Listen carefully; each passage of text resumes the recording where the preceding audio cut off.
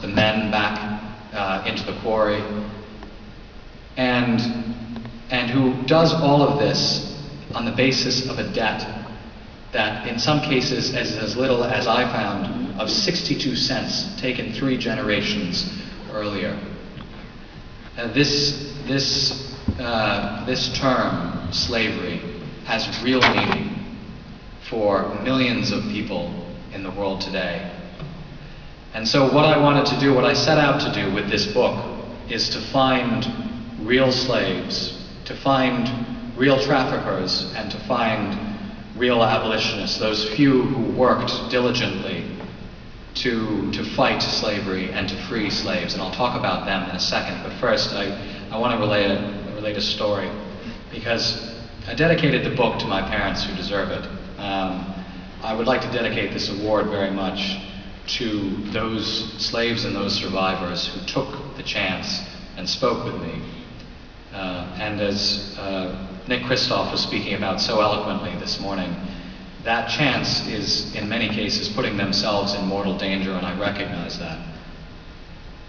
But I want to talk very briefly about somebody who, for reasons larger than herself, is no longer in jeopardy at the moment.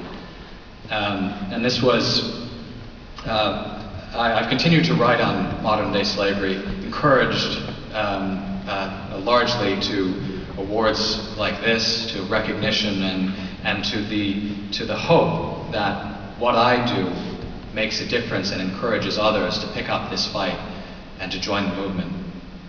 But I was in South Africa this summer on assignment for Time magazine, and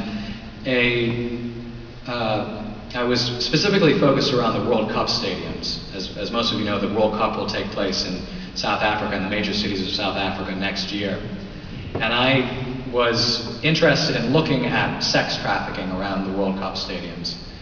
And one night, I began the night, it was a freezing cold night in July, of course it's winter down there, in a state-run hospital with no central heating, at the bedside of a young woman named Sindiswa. And actually this wasn't a hospital. She had been checked out a week earlier, and this was a hospice. She was 17 years old.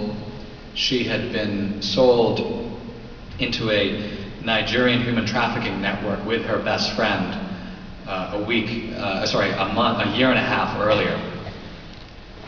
And the condition that I found her in led me to believe that I would probably be the first and the last